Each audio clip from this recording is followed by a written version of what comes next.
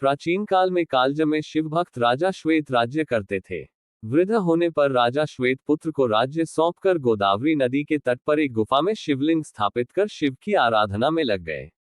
अब वे राजा श्वेत से महामुनि श्वेत बन गए थे।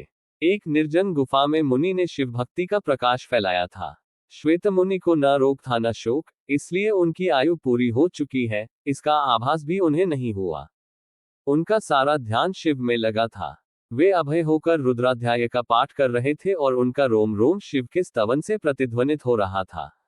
आयु समाप्त होने के बाद यमदूतों ने मुनि के प्राण लेने के लिए जब गुफा में प्रवेश किया तो गुफा के द्वार पर ही उनके अंग शिथिल हो गए। वे गुफा के द्वार पर ही खड़े होकर श्वेत मुनि की प्रतीक्षा करने लगे। कहते हैं कि जब यमदूत बलपूर्वक श्वेत मुनि को वहां से ले जाने लगे तो वहां श्वेत मुनि की रक्षा के लिए शिव के गण प्रकट हो गए। भैरव ने यमदूत मृत्युदेव पर डंडे से प्रहार कर उन्हें मार दिया। इधर जब मृत्यु का समय निकलने लगा तो चित्रगुप्त ने यमराज पूछा, श्वेत अब तक यहाँ क्यों नहीं आया? तुम्हारे दूत भी अभी तक नहीं लौटे हैं। तभी कांपते हुए यमदूतों ने यमराज के पास जाकर सारा हाल सुनाया। मृत्युदेव की मृत्यु का समाचार सुनकर क्रोधित यमराज हाथ में यमदंड लेकर भैंसे पर सवार होकर अपनी सेना चित्रगुप्त आदि व्याधि आदि के साथ वहां पहुंचे। इधर शिवजी के पार्षद पहले से ही वहां खड़े थे। यमराज जब बलपूर्वक श्वेत मुनि को ले जाने लगे तब सेनापति कार्तिकेय ने शक्तिस्त्र यमराज पर छोड़ा, जिससे यमराज की भी मृत्यु हो गई। यमदूतों ने भगवान सूर्य के पास जाकर सारा समाचार सुनाया। अपने पुत्र की मृत्यु का समाचार सुनकर भगवान सूर्य ब्रह्माजी व देवताओं के साथ उस स्थान पर आए जहां यमराज अपनी सेना के साथ मरे पड़े थे। तब देवताओं ने भगवान शंकर की स्तुति की। तब भगवान शिव प्रकट हो गए।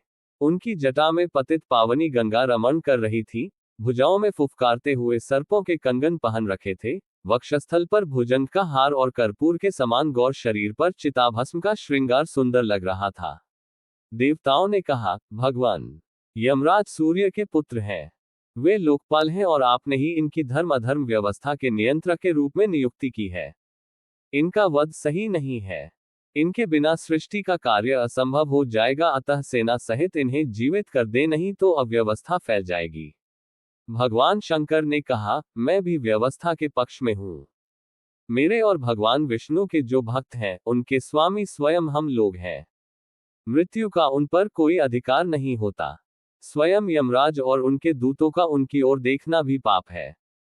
यमराज के लिए भी यह व्यवस्था की गई है कि वे भक्तों को प्रणाम करें। फिर भगवान शिव ने देवताओं की बात मानकर यमराज को प्राणदान दे दिया। शिवजी की आज्ञा से नंदीश्वर ने गौतमी नदी का जल लाकर यमराज और उनके दूतों पर छिड़का, जिससे सब जीवित हो उठे। यमराज ने श्वेतमुनि से कहा, संपूर्ण लोकों में अजेय मुझे भी तुमने जीत लिया है। अब मैं तुम्हारा अनुगामी हूं। तुम भगवान शिव की ओर से मुझे अभय प्रदान करो। श्वेतमुनि ने यमराज से कहा, भक्त तो विनम्रता की मूर्ति होते हैं। आपके भय से ही सत्पुरुष परमात्मा की शरण लेते हैं। प्रसन्न होकर यमराज अपने लोक को चले गए।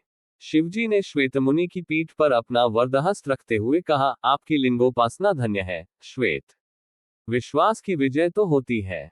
श्वेतमुनि शिवलोक चले गए। ये स्थान गौतमी के तट पर मृत्युंजय तीर्थ कहलाता है। मृत्यु को कोई जीत नहीं सकता।